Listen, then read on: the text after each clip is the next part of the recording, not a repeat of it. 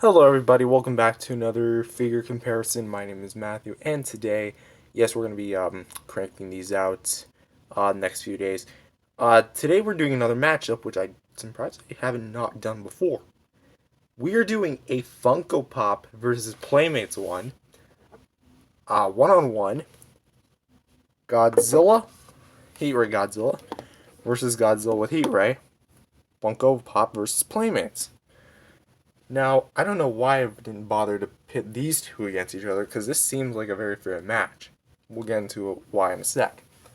But, like I'm talking about one-on-one, I did compare these guys with the NECA, on a three-way battle, but not necessarily one-on-one with these two, so that's what we're going to be doing today. So you know how this goes. 6-rounder, sculpt and paint articulation, size, accessories, price, and availability. You know how the game goes. So round one, sculpt and paint, which we're actually going to disattach their beam effects just so we can get a better look. The Funko Pop, in my opinion, is honestly comes out and says, hey, this is what I got. Take a beautiful look at this. And this pop certainly delivers. Look at the beautiful gray, blue, and green wash that's thrown together on top of this charcoal black plastic. It just looks so outstanding. Each and every single crack and crevice scale is accounted for on this beautiful thing. And I honestly think that Funko just knocked this thing out of the park. From the solid blue eyes to the beautifully sculpted in mouth, even the different color painted tongue, even the stomach, the foot, having the black paint on the toes and fingernails was a really nice touch. And even the dorsal fins, while they are much smaller than their original Pops counterparts, it still looks really nice. Kind of giving it almost like a tiny porcupine look, which I really do like. Teeth looking pretty good too. Really rock solid. I love the arm paint; just looks so good. And even the undersection of the tail, the underside of the tail looks really nice. Got some nice grays and blues on top of the black, washed in with green, and it just looks really nice. The Playmates does have its own pretty good unique sculpt, looking more closer to what we saw in the movie, like in terms of proportion, because of course one's a pop, one's a toy meant to replicate on film. The eye paint's looking pretty good too. Jaw paint's looking alright, honestly. Mine's scuffed from you know what. The beam. Claw paint's looking pretty good too. Not too much to write home about. Rather basically painted. The figure does have like a kind of a similar wash color to what you find here. Yeah, it's very similar. It's just the Funko Pop amps it up to like 11 from Stranger Things. And ironic, she's in this movie. See where I'm going? I'm kidding, of course. You know, this is not Stranger Things. This is Godzilla. Completely different thing. The only reason why people draw comparisons to it is because Millie Bobby Brown is in this. And here we have the legs. One going straight, one going bent, as you standardly think. And the spines here to here, purely sprayed on. Nothing too bad. Of course, they had to pull a Bandai and stop right there. But of course, the main attraction stealer is going to be these translucent looking dorsal fins, which, yes, look pretty dang cool. Are very rubberized, so you don't really have to catch it. You know, never mind. You do have to worry about jabbing yourself, because this is, at least these three fins are pointy as heck. At least these three. These two, okay, yeah, they're also pointy, but not as pointy as these. But who do I think overall wins? Well, if you couldn't tell how I was, totally not being biased here. Well, I mean, this is the whole point of it. The Playmates, even though it has a good, consistent paint application, which is consistent, this just looks better, okay? Would you rather have this kind of color scheme or this kind of color scheme? The choice is obvious. Round one, Playmates. Sorry, not Playmates. Funko Pop. Round one goes to the Funko Pop. Round two, articulation. No articulation. Hinge at the jaw. rotation at the arms, rotation at the legs. There you go. And ball joints at the foot. Beautiful. Beautiful work there. Even though it's not much articulation in the first place, Playmates at least has posability, while the Funko Pop doesn't because it's a tiny little statue. So, round 2 is going to have to go to the Playmates.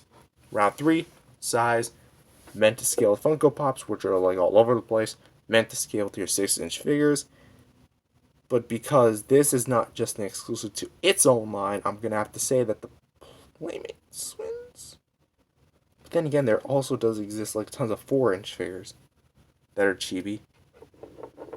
So, do I give the point to Playmates or do I give that to Funko?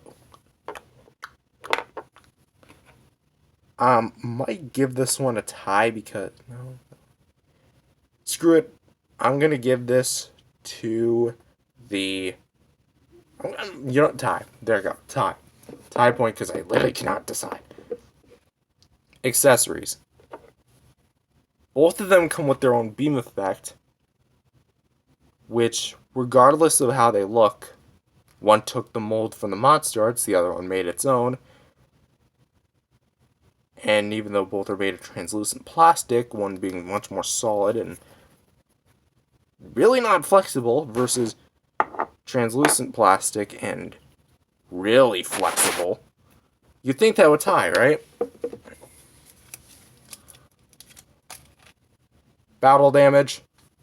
That's one more accessory, and yes, that does count as an accessory. I've already said why previously. So, one accessory, 2 accessories, Playmates wins. Alright, price.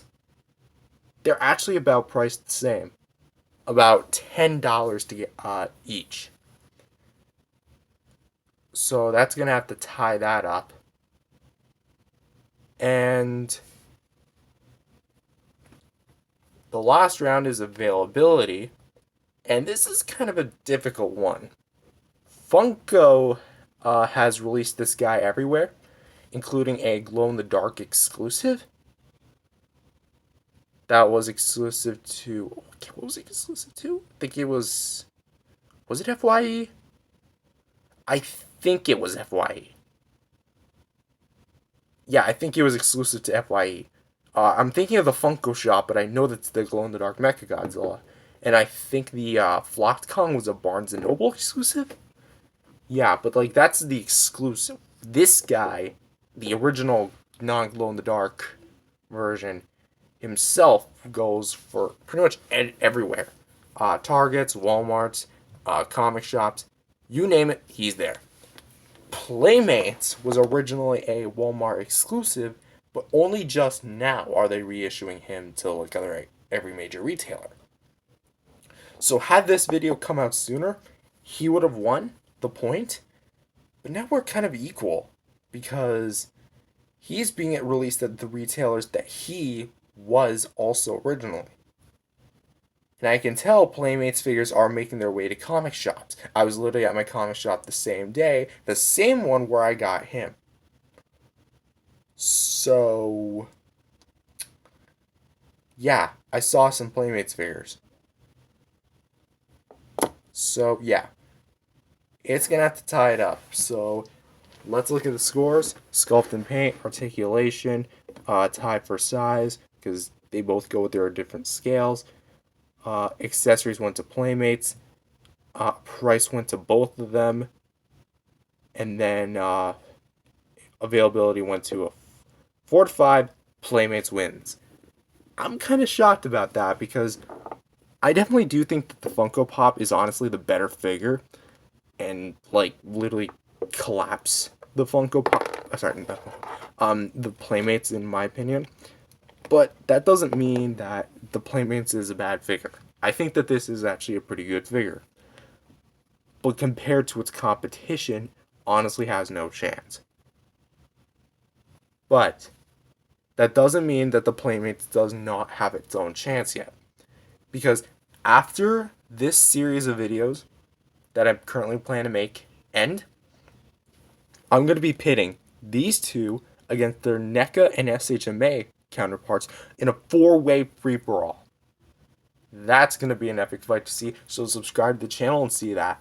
Anyways, guys, that's all I have to say for this video. If you guys definitely liked it, this video, definitely subscribe to the channel and like this video. And I'll see you guys in the next video. Sorry, next time. Peace out, everyone.